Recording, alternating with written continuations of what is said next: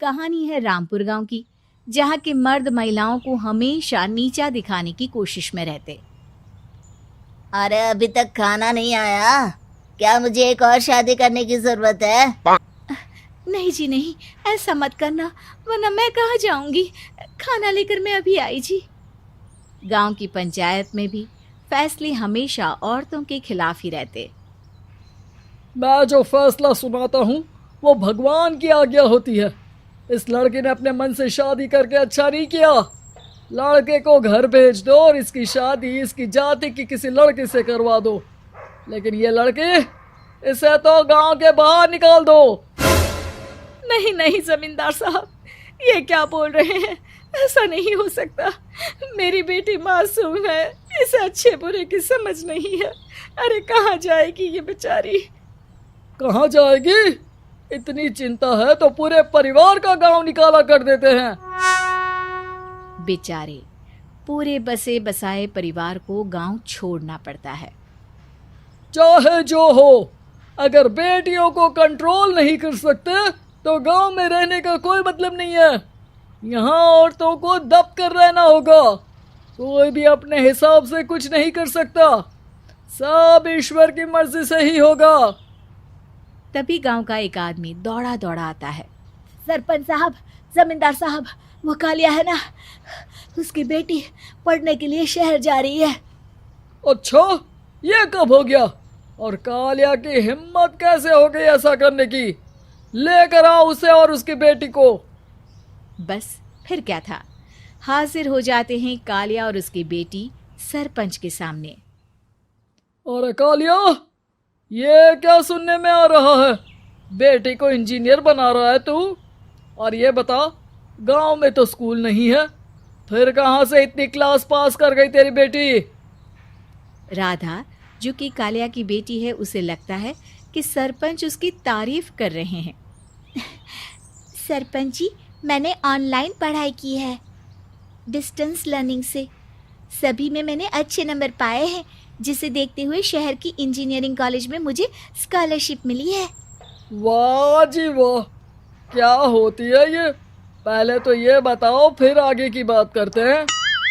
पूरा गांव राधा की बात सुन रहा था और राधा बोलती जा रही थी। तो ऐसे मैं फ्री में एक अच्छी शिक्षा लेकर गांव में जो कुछ परेशानियां हैं, जैसे बिजली, पानी और इंटरनेट जैसी समस्याओं के लिए काम करूंगी। मैं गांव को शहर से जोड़ने के लिए पुल का निर्माण करवाने का प्रस्ताव रखूंगी। मुझे पूरी उम्मीद है कि जल्द ही हमारा गांव भी तरक्की की राह पर चल पड़ेगा। राधा की बात सुनकर सारे गांव वाले ताली बजाने लगते हैं। सरपंच को समझ नहीं आता कि वो क्या करे। चुप रह नादान लड़की, गांव के खिलाफ जाने के लिए तुझे गांव से बेदखल कर दिया जाएगा, वो भी पूरे परिवार के साथ। और हाँ, अगर ठीक से गांव में रहना चाहती है तो ये पढ़ाई लिखाई छोड़ दे। हम तेरे लिए गांव का कोई होनहार लड़का देखेंगे। तभी गांव का एक आदमी बोल पड़ता है। अरे नहीं नहीं सरपंच जी, राधा बिटिया जो बता रही है, अगर वैसा हो जाए तो हम लोगों को पैसा कमाने के लिए बाहर नहीं जाना पड़ेगा। हाँ जी, और ना ही कोसों दूर पानी के लिए भटकना पड़ेगा। हमारे बच्चे भी अच्छी पढ़ाई कर सकेंगे और आगे बढ़ेंगे, ना कि हमारी तरह खेती करते बैठेंगे। क्यों गांव वालों, राधा बिटिया का साथ देना चाहिए ना। सरपंच देखता है कि गांव राधा के साथ है तो वो चुप हो जाता है।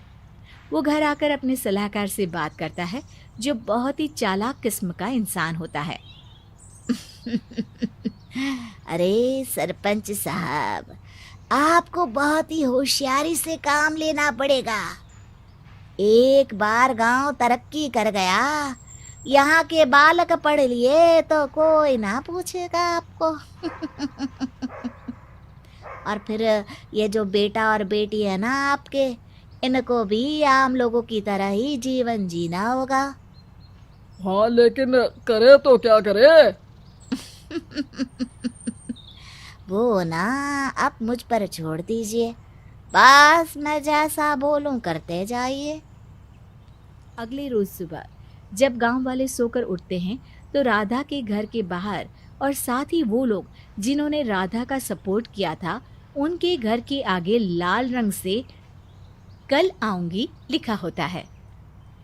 कल आऊंगी, यह क्या होता है? अरे यह तो खून से लिखा है, लगता है कोई भूत प्रेत या चुड़ैल का साया है। चलो सरपंच जी के पास चलते हैं। सभी सरपंच के पास जाकर उसे सारी बात बताते हैं। अरे ये तो बड़ी मुश्किल की बात है। चलो मैं एक बाबा को जानता हूँ, उन्हें बुला लेता हूँ। सरपंच बाबा को लेकर गांव के घर के बाहर जाता है।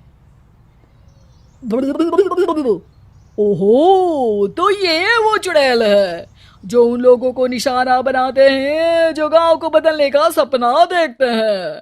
वो गांव को ऐसे ही संपन्न देखना चाहती है, वो नहीं चाहती कि कोई बाहरी यहाँ का कायाकल्प करे।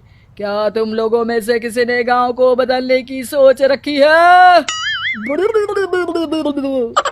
तभी राधा की माँ रोते रोते आती है। मेरी राधा घर से गायब हो गई है। अरे कोई तो बचाओ, मेरी बच्ची कहाँ गई?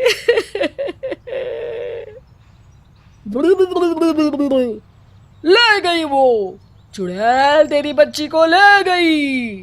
अब वो उसे श्रापित करके छोड़ेगी, उस पर चुड़ैल का साया हो जाएगा।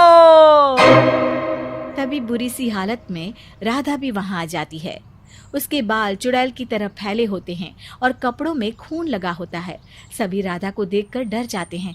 माँ, पता नहीं मुझे कौन उठा कर ले गया था।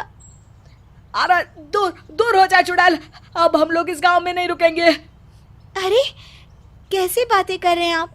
कल तो आप मेरे भरोसे गांव का हुलिया बदलने, अपने बच्चों को पढ़ाने और तरक्की उन्नति की बात कर रहे थे, तो आज क्या हो गया आपको?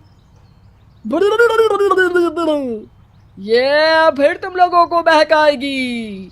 ये चुड़ैल गांव में आ चुकी है, ऐसे ही ये तुम्हारे घर के बच्चों को भी ले जाएगी। गांव वाले राधा को गांव से बाहर निकाल देते हैं।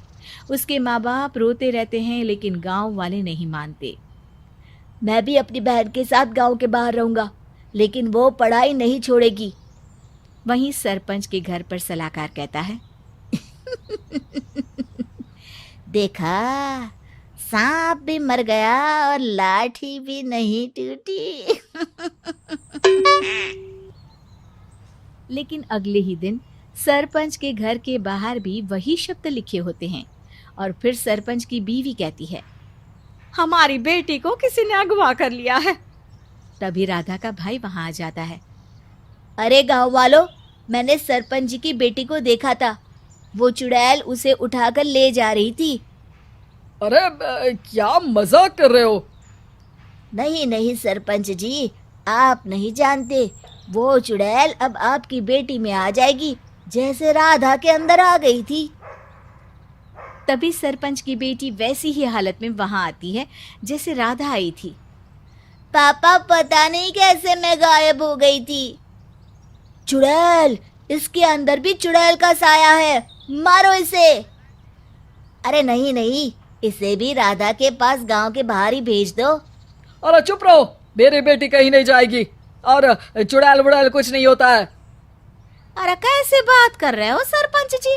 आप तो बोल रहे थे कि आपका फैसला भगवान का ज्ञान होता है, तो अपने पर बात आई तो अब आप ऐसे बोल रहे हैं। अरे ना ना ना, आपको अपनी बेटी को त्यागना ही होगा। अरे बुलाओ बाबा को।